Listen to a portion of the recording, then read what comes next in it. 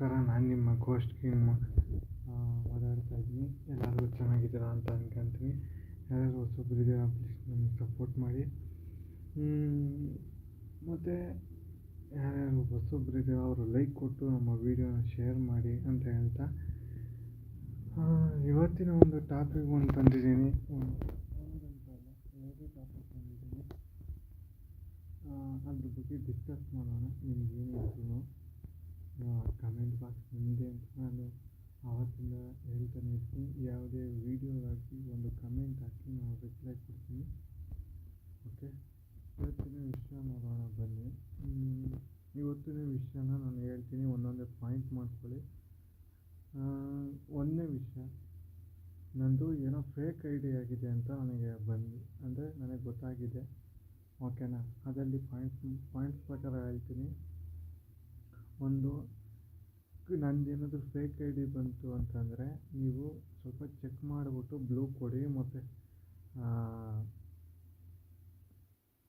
ಸಬ್ ಎಷ್ಟಿದೆ ಮತ್ತು ವೀಡಿಯೋ ಇದೆಯಾ ಅಂತ ಎಲ್ಲ ಸ್ವಲ್ಪ ಚೆಕ್ ಮಾಡಿಬಿಟ್ಟು ಕೊಡಿ. ಓಕೆನಾ? ಸೆಕೆಂಡ್ ಪಾಯಿಂಟ್ ಬಂದು, ಅದರಿಂದ ನಿಮ್ಗೇನು ಲಾಭ ಅಂತ ಕೂಡ ಹೇಳ್ತೀನಿ ನೋಡಿ. ಫಸ್ಟ್ನೇ ಪಾಯಿಂಟ್ ಬಗ್ಗೆ ಹೇಳ್ಬೇಕಾದ್ರೆ ನೋಡಿ, ಸಬ್ಬಿಂದ ನೋಡ್ಕೊಂಡು ಕೊಡೋದ್ರಿಂದ ಅದು ಯಾರು ಏನು ಅಂತ ಗೊತ್ತಾಗುತ್ತೆ. ಅವರು ರಿಯಲ್ ಐ ಡಿ ಇದ್ದರೆ ಅವ್ರು ಆ ಥರ ಬ್ಯಾಡ್ಸ್ ಕಮೆಂಟ್ಸ್ ಹಾಕೋದಿಲ್ಲ. ಓಕೆನಾ? ಅದೇ ಫೇಕ್ ಐ ಡಿಗಳಾದರೆ ಬ್ಯಾಡ್ ಕಮೆಂಟ್ ಬರ್ತಾನೆ ಇರುತ್ತೆ. ಅವ್ರು ಇಷ್ಟ ಬಂದಂಗೆ ಒಬ್ಬರು ಹೆಸರನ್ನ ಕೆಡಿಸ್ಬೇಕು ಅಂತ ಅಂದ್ಬಿಟ್ಟು ಅವರು ಫೇಕ್ ಐ ಡಿ ಮಾಡ್ತಾ ಇರ್ತಾರೆ. ಓಕೆನಾ? ಇದರಿಂದ ನಿಮ್ಗೇನು ಲಾಭ ಅಂತಂದರೆ,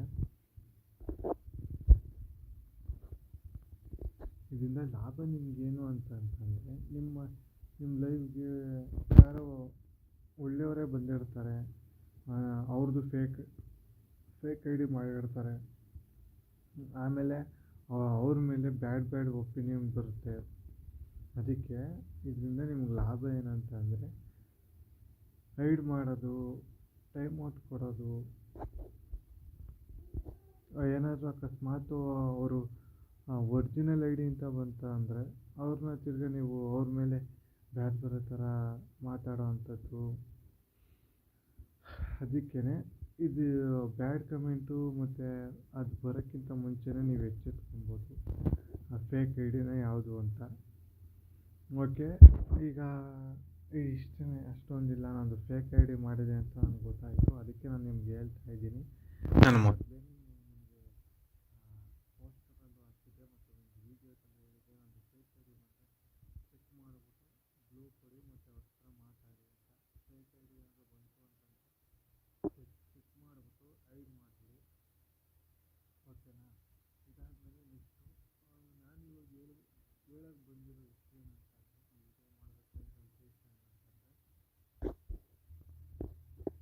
ಏನಂತಂದರೆ, ನಮಗೆ ಇಂಗ್ಲೀಷ್ ಬರಲ್ಲ. ಇಂಗ್ಲೀಷಲ್ಲಿ ಟೈಪ್ ಮಾಡಿದ್ರು ನಮಗೆ ತಪ್ಪಾಗಿ ಬರುತ್ತೆ. ಮತ್ತು ನಮಗೆ ಕನ್ನಡದಲ್ಲಿ ಟೈಪ್ ಮಾಡೋಕ್ಕಾದ್ರೆ ಅದು ಬರ್ತಾ ಇಲ್ಲ. ನಾವು ಟೈಪ್ ಮಾಡೋರಿಗೆ ಅದು ಅರ್ಥನೂ ಆಗ್ತಾ ಇಲ್ಲ ಅಂತ ಅನ್ನೋರಿಗೆ ಇದು. ಓಕೆನಾ? ಪ್ಲೇಸ್ಟೋರಲ್ಲಿ ಹೋದರೆ ಪ್ಲೇಸ್ಟೋರ್ಗೆ ಹೋಗಿ ಇಲ್ಲಿ ಕನ್ನಡ ಕೀಬೋರ್ಡ್ ಅಂತ ಹೊಡೀರಿ. ಕನ್ನಡ ಕೀಬೋರ್ಡ್ ಅಂತ ಹೊಡೆದ್ರೆ ಇಲ್ಲಿ ಸಿಗುತ್ತೆ ದೇಶಿ ಕನ್ನಡ ಕೀಬೋರ್ಡ್ ಅಂತ. ನೀವು ಕೀಬೋರ್ಡ್ಗೆ ಹೋಗಿ ಇಲ್ಲಿದೆ ನೋಡಿ, ಇದು ಅಪ್ಡೇಟ್ ಕೇಳ್ತಾ ಇದೆ, ನಾನು ಅಪ್ಡೇಟ್ ಕೊಟ್ಟಿಲ್ಲ. ಓಕೆನಾ? ಇದನ್ನು ಇನ್ಸ್ಟಾಲ್ ಮಾಡಾದಮೇಲೆ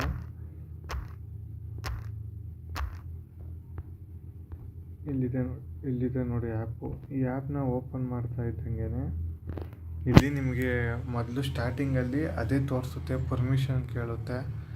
ಆ ಪರ್ಮಿಷನೆಲ್ಲ ಅಲೋ ಮಾಡಾದ್ಮೇಲೆ ನಿಮ್ಗೆ ಯಾವ ಥರ ಬೇಕೋ ಆ ಥರ ಮಾಡ್ಕೊಬೋದು. ನಾವು ಇಂಗ್ಲೀಷಲ್ಲಿ ಟೈಪ್ ಮಾಡ್ತೀವಿ, ಅದು ಕನ್ನಡದಾಗ ಬರಲಿ ಅಂತಂದರೆ ಈ ಥರ ನೋಡಿ ಇಲ್ಲಿ ಕನ್ನಡದಲ್ಲಿ ತೋರಿಸ್ತಾ ಇದೆ ಈ ಥರ. ಇಲ್ಲ ನಾನು ಇಂಗ್ಲೀಷಲ್ಲೇ ಟೈಪ್ ಮಾಡ್ತೀನಿ ಅಂತಂದರು ಈ ಥರ ಕೂಡ ಮಾಡ್ಬೋದು. ಅದು ಬಿಟ್ಟರೆ ನಾವು ಬರಿತೀವಿ ಈ ಥರ ಅಂತಂದರೆ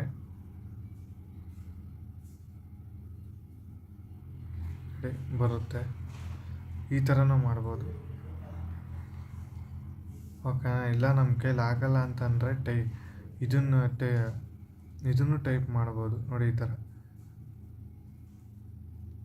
ಓಕೆನಾ, ಈ ಥರ ಎಲ್ಲ ಇದೆ ಈ ಆ್ಯಪ್ನಲ್ಲಿ. ಮತ್ತು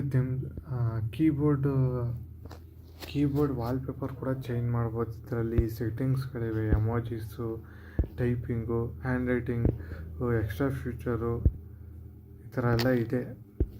ಚೆನ್ನಾಗಿದೆ ಆ್ಯಪು. ಕನ್ನಡ ಬರಲ್ಲ ಅಂತ ಅನ್ನೋರಿಗೆ ಈ ಆ್ಯಪ್ನ ನಾವು ಯೂಸ್ ಮಾಡ್ಬೋದು. ಮತ್ತು ಇನ್ನೊಂದೇನಂತಂದರೆ ಇದು ಕ್ರಿಶ್ಚಿಯನ್ಸ್ ಅವ್ರಿಗೆ ಏನಂತಂದರೆ ಒಬ್ಬೊಬ್ರಿಗೆ ಬೈಬಲ್ಲು ಮನೇಲಿ ಇಕ್ಕಿರ್ತಾರೆ, ಅವರು ಚರ್ಚ್ಗೆ ಹೋಗಿರ್ತಾರೆ. ಅವ್ರಿಗಂತಲೇ ಒಂದು ಆ್ಯಪ್ ಇದೆ, ಕನ್ನಡ ಬೈಬಲ್ ಆ್ಯಪ್ ಅಂತ. ಇಲ್ಲೇ ಇದೆ ನೋಡಿ, ಅದು ಪ್ಲೇಸ್ಟೋರಲ್ಲಿ ಸಿಗುತ್ತೆ.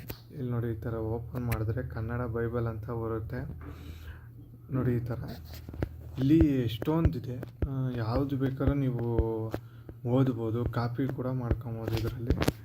ಇಲ್ಲ ನಮ್ಮ ಕೈಲಿ ಓದಕ್ಕೆ ಬರಲ್ಲ ಅಂತಂದರೆ ಇಲ್ಲಿ ನೋಡಿ, ಇಲ್ಲೇ ಕೊಟ್ಟಿದ್ದಾರೆ. ನಿಮ್ಗೆ ಯಾವುದು ಬೇಕು ಅದನ್ನು ಸೆಲೆಕ್ಟ್ ಮಾಡ್ಕೊಂಡು ನೋಡಿ, ಈ ಥರ ಇದೆ. ಈಗ ನಾನು ಇದನ್ನೇ ನೋಡ್ತಿದ್ದೀನಿ.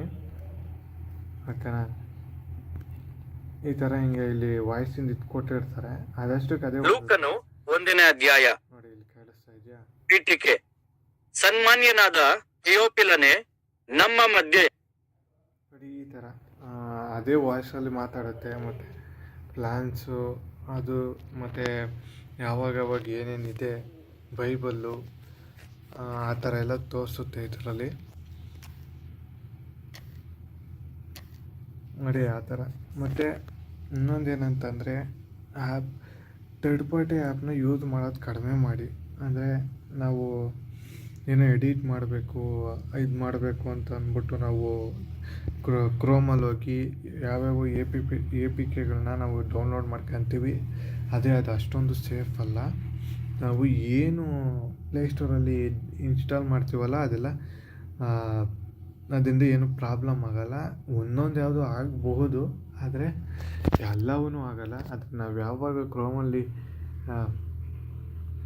ಕ್ರೋಮ್ನಲ್ಲಿ ಎ ಪಿ ಕೆನ ಡೌನ್ಲೋಡ್ ಮಾಡ್ತೀವಲ್ಲ, ಅದು ಯಾವ ಥರ ಇರುತ್ತೆ ಅಂತಂದರೆ ಹ್ಯಾಕರ್ಸ್ಗಳೇ ಹ್ಯಾಕ್ ಮಾಡುವಂಥ ಸಾಧ್ಯತೆ ತುಂಬಾ ಇದೆ.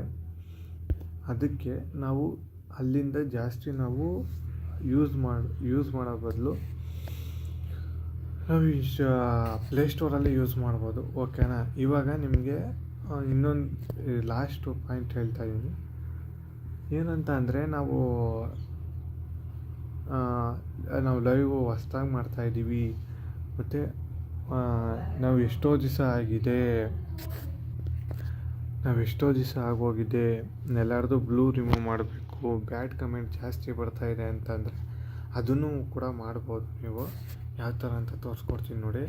ನೀವು ಸಿಂಪಲ್ಲು ನಿಮ್ಮ ಕ್ರೋಮ್ಗೆ ಹೋಗಿ ಅಲ್ಲಿ ಯೂಟ್ಯೂಬ್ ಸ್ಟುಡಿಯೋ ಅಂತ ಹೊಡೀರಿ ನೋಡಿ, ಇಲ್ಲಿ ಬಂತು. ಯೂಟ್ಯೂಬ್ ಸ್ಟುಡಿಯೋಗೆ ಹೋಗಿ, ಅಂದರೆ ಇದು ಡೈರೆಕ್ಟ್ ಇದಕ್ಕೆ ಹೋಗುತ್ತೆ. ಓಕೆನಾ, ಅಂದರೆ ಆ್ಯಪ್ಗೆ ಹೋಗುತ್ತೆ. ನನ್ನ ಹತ್ರ ಆ್ಯಪ್ ಇದೆ, ಅದಕ್ಕೆ ಮಾಡ್ತಾ ಇದ್ದಂಗೆ ಇಲ್ಲಿ ಒಂದು ಮೇನ್ ಇದು ಬರುತ್ತೆ. ಇಲ್ಲಿ ಕಂಟಿನ್ಯೂ ಟು ಸ್ಟುಡಿಯೋ ಅಂತ ಕೊಡಿ. ಇಲ್ಲಿ ಕೊಟ್ಟಾದಮೇಲೆ ನಿಮಗೆ ನಿಮ್ಮದು ಚಾನಲ್ದು ಓಪನ್ ಆಗುತ್ತೆ ನೋಡಿ. ಈ ಥರ ಓಪನ್ ಆಗಿದೆ ನೋಡಿ, ಇದೆಲ್ಲ ನಂದೇನೆ ಇದು. ಓಕೆನಾ, ಈ ಥರ ತೋರಿಸ್ತಾ ಇದೆ. ಓಕೆನಾ, ನಮಗೆ ಇವಾಗ ಬ್ಲೂ ರಿಮೂವ್ ಹೆಂಗೆ ಮಾಡೋದು ಅಂತಲೂ ತೋರಿಸ್ತೀನಿ ನೋಡಿ. ಇಲ್ಲಿ ಮೂಲೆಯಲ್ಲಿ ಸೆಟ್ಟಿಂಗ್ಸ್ ಅಂತ ಕೊಟ್ಟಿದೆ. ಇಲ್ಲಿ ಸ್ಕ್ರೋಲ್ ಮಾಡಿದ್ರೆ ಕಮ್ಯುನಿಟಿ ಮಾಡ್ರೇಷನ್ ಅಂತ ಒಂದಿದೆ. ಇಲ್ಲಿ ಕ್ಲಿಕ್ ಮಾಡಿದ್ಮೇಲೆ ಇಲ್ಲಿ ಯೂಸ್ ಮ್ಯಾನೇಜ್ಮೆಂಟ್ ಅಂತ ಕೊಡಿ. ಇಲ್ಲಿ ನೋಡಿ, ನಾವು ಎಷ್ಟು ಜನನ ಹೈಡ್ ಮಾಡಿದ್ದೀವಿ, ಎಷ್ಟು ಜನಕ್ಕೆ ಬ್ಲೂ ಕೊಟ್ಟಿದ್ದೀವಿ ಅಂತ ಇಲ್ಲಿ ತೋರಿಸುತ್ತೆ.